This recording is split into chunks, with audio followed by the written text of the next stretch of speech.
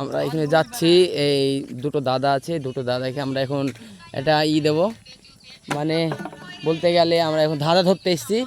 তো সেই ধাঁধাটা, হ্যালো, তোমরা সব ভালো আছো? হ্যাঁ দাদা, সবাই ভালো আছে। আমরা এবি চ্যানেল থেকে এসেছি।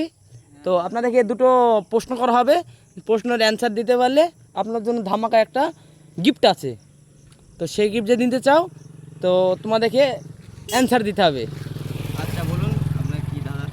আচ্ছা, ধাঁধাটা হচ্ছে চামড়ার পিস্তল, হাওয়ার গুলি, মারতে গেলাম বুকে, লাগলো নাকে। এই অ্যান্সারটা কী হবে বলো তো?